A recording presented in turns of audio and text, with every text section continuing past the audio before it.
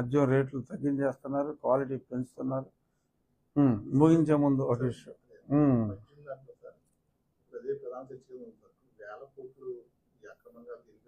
అవును, ఎస్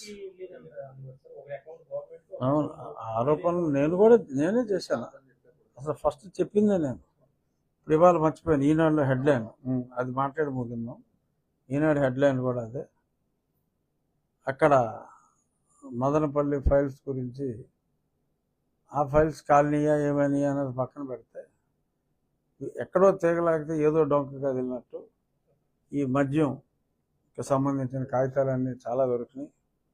మరి ఒక సిట్టింగ్ ఎంపీ, అప్పుడు ఇప్పుడు కూడా సిట్టింగ్ ఎంపీ నాయకత్వంలో మరి ఎస్పీవై డిస్టిలరీ, ఇంకోటి సెంటినీ డిస్టిలరీ, ఈ రెండు వాళ్ళే నడిపినట్టు.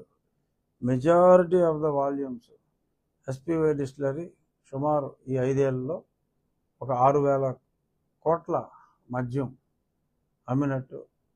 వాళ్ళు 6,000 కోట్లు అంటే అది వాళ్ళు అమ్మేదంతా 20 రూపాయలు కొంటారు, 200 అమ్ముతారు. 6,000 కోట్లు అంటే అది దగ్గర దగ్గర ఒక ఆల్మోస్ట్ 70-80 వేల కోట్ల రీటైల్ సేల్ అవుతుంది.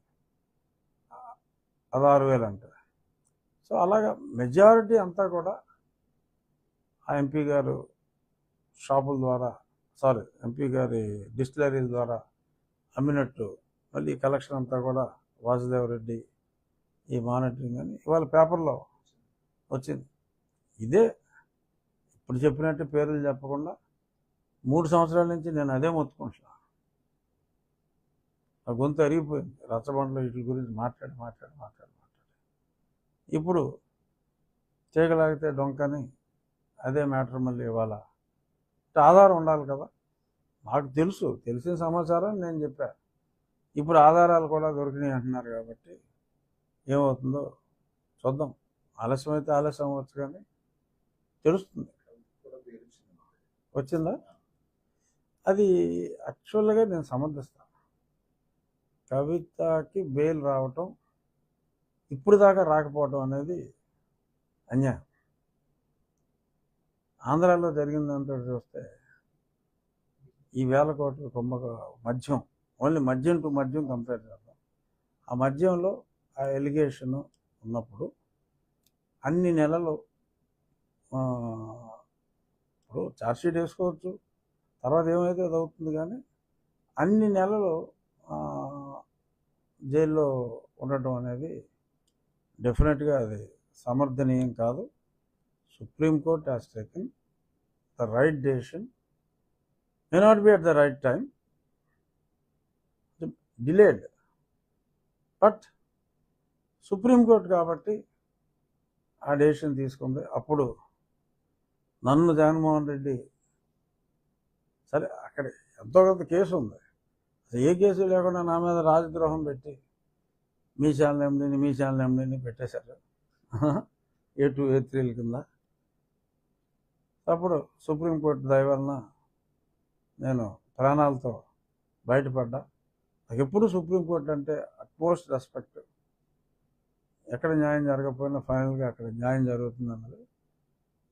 బెయిల్ రావటం డెఫినెట్గా, ఎందుకంటే మ్యాటర్ డిలీట్ చేశారు. ఆటోమేటిక్గా ఇప్పుడు మా ఫోన్లో కూడా 1 డే అయితే మ్యాటర్ డిలీట్ అవ్వకపోతే ఎంత మెమరీ ఉంటుంది ఆ ఫోన్లో. సో దాన్ని పాయింట్ కింద పెట్టి డెఫినెట్గా రేపు మాపు కేజ్రీవాల్కి కూడా బెయిల్ వస్తుంది. ఎందుకంటే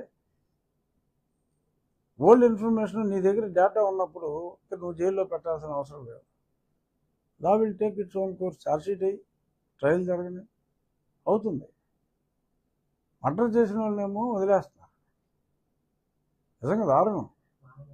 ఇప్పుడు ఇక్కడ ఉన్నారు, ఎవరో గుంపులో ఉన్నారంట. వాళ్ళు నిన్న నాకు ఎక్కడ దొంగతనం నెక్లెస్లు కొట్టేసి దొరికేశారు. వాళ్ళు ఏదో స్విఫ్ట్ కారులోనే ఇందులోనే వెళ్తున్నారట. చాలా దారుణం. ఏంటంటే ఇదివరకు ఎప్పుడు పట్టుకున్నా దొంగతనానికి 6 నెలలు అంట శిక్ష.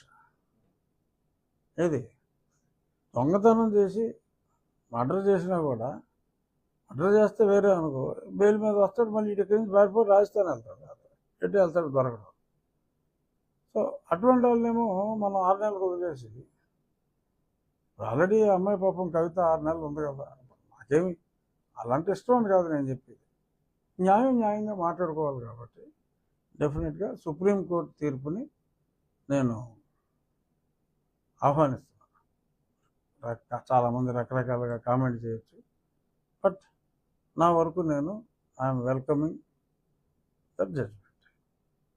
కేసీఆర్ గారికి డెఫినెట్గా అది స్వాంతనం. నాకు కేసీఆర్ గారు అంటే చాలా ఇష్టం. కేటీఆర్ గారు అంటే నా అరెస్ట్లో ఆయన సహకరించాడని నాకు బాధ.